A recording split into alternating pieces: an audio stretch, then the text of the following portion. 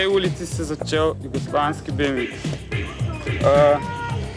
Najprej, ko še ni bilo te BMX proge, smo skakali v Nanskem gozdu, to je bližnji gozd, in smo razbijali vse bicikle.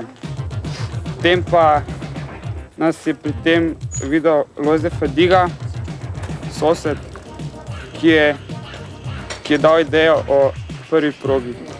V Stražunskem gozdu se je pravzaprav pojavil prvi divji poligon v bivših strelskih jarkih, kjer so otroci svojo odlično energijo sproščali in pri tem seveda tudi kolesa temeljito lomili.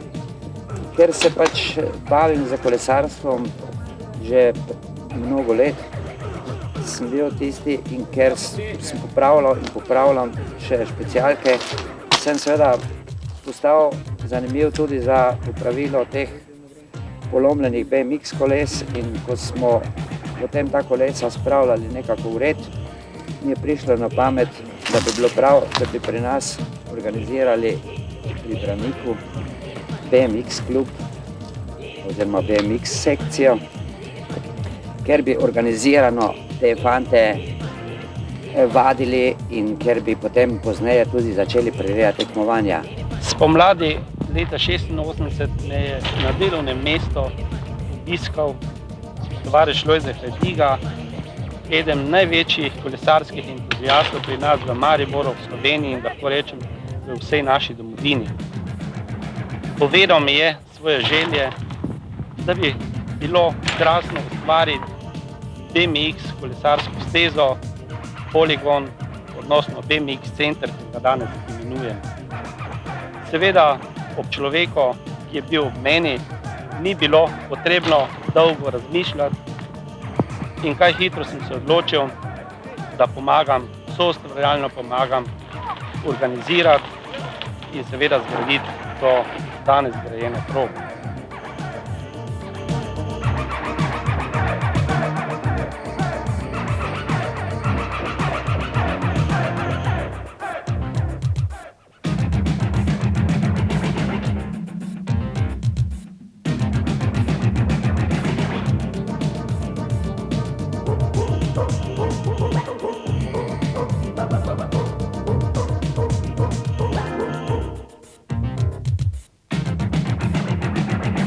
Zdaj se nahajamo na BMX progi, kjer bo jutri BMX tekma, mednarodno in državno BMX 5 tekmovanje. To je trening. No, Devi, boš ti kaj povedal o BMX-u, kako treniraš in o ovirah? Na teh ovir sem zelo navajen, seveda. Največ problema mi mogoče povzroča prva ovira tam, ko se zelo strmo se dvigujem. Sicer vem, kako se spelje, upam, da ne bo na tekmi delala preveč problemov, zelo vse po sreči. Ja, v redu. In kaj ti, Alen? Na mene je tudi najbolj huda prva ovira, zaradi tega, ker je tako strma. Potem prej še so mi delali na dveh, malo probleme sem imel, drugače pa je v redu. Delam pa probleme v ovinki, kajti niso dvigeni. BMX je kar nevaren šport, če nisi pravilno opremljen. Zato Devi nam bo pokazal to pravilno opremo in čelado in to. So rokavice zaščitene za peno, so dobre, harane. Potem ščitniki, to je nujno na takšnih progah, pa potem ščitniki v hlačah, to so haro hlače, ameriške, dobre. Potem je še jersey, tovarniški. Seveda najbolj važna je pa čelada. Pedali so nazobčeni, zelo dobri. Gonilo tudi, gonilo je trodelno, haro, trdo. Potem kolo rabi tudi blazinice, ki pomagajo, ki te zaščitijo, če padeš. Padanje pri BMX športu je normalna stvar, zato je ta oprema seveda nujna. seveda se s časom ne padaš več želik, ne, ampak se ti skozi zgodi, ne, da padeš. No in ekspert pri pacih je naš ekspert je Gorazd, ne. Gorazd Kert nam bo še kaj on povedal o pacih, svojih pacih.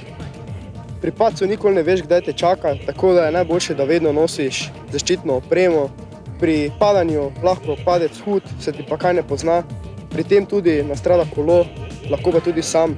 Hujše je, če padeš med tekmo, ker ti s tem pokvariš vso dobro uvrstitev in kakršno koli možnost za zmago.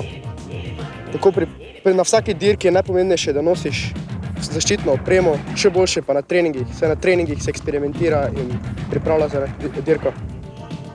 No, Tadej, pa še ti kaj povej o svojih pacih. Ja, jaz največkrat padem v Avstriji, nisem navajen na njihove proge. Tudi tekmovalca imam dva taka, nimata sodušja do mene.